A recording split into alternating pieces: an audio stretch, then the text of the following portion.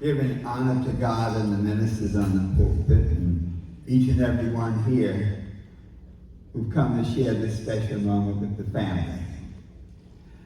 You know, I keep hearing General Joseph Alfred McNeil. I didn't know that was his middle name. You see, I actually went to Williston with JoJo, as we called one another. He was JoJo and I was Baby Harris. That's all it ever was. How many Willistonians are here now that walk down those sacred halls? Please stand up, because that's a special group, super special. Wow, give them a hand.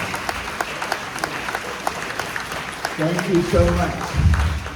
But JoJo was a part of that fruit that Wilmington created. That type of person that we always kept a close connection. He left Williston in 1959, and I left Williston in 1960. We were actually a year apart. And one of the things that I always admired about him was he was smart. You know, he was smart. That whole bunch of guys was smart. You know, he is one of 3 Wilmingtonians in the Smithsonian.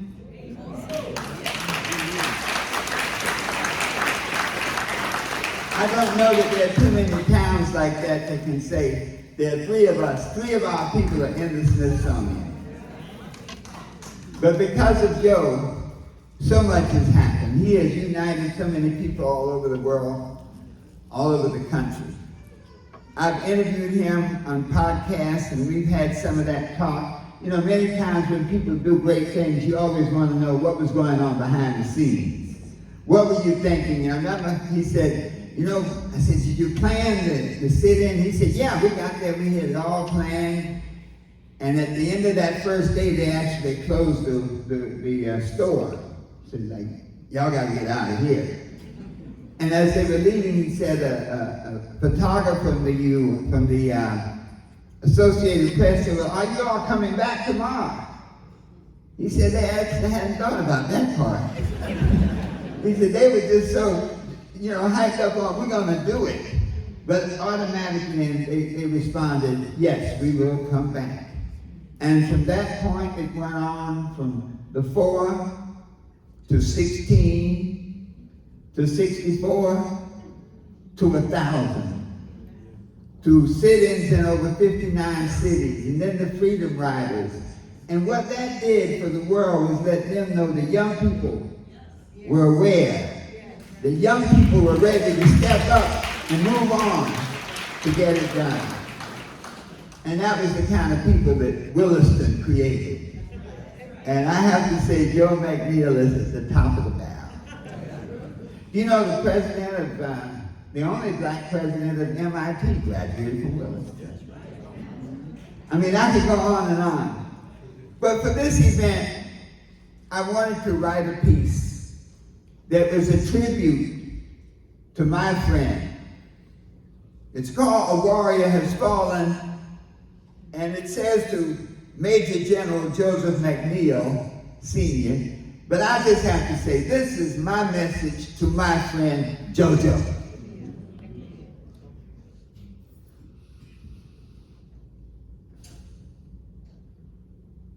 A warrior has fallen. Let us honor him. Let us be still inside and remember his triumphs and his failures. He fought the dragons of his time against overwhelming odds, proudly standing in the face of racial discrimination and social injustice with honesty as his shield, with character and determination as his mighty sword. A warrior has fallen. Let us honor him. He has waged the ultimate battle and won. Overcoming the final obstacle of this fleeting existence to receive the ultimate reward. eternal and everlasting life in the hearts and minds and spirits of all whose lives were touched by him, who received the benefits of his counsel and of his works. A warrior has fallen. Let us honor him with the gift of everlasting life in our hearts, in our minds, and in our spirits. And to the family, may God continue to bless and comfort you, saying, well done, my good and faithful servant. Well done.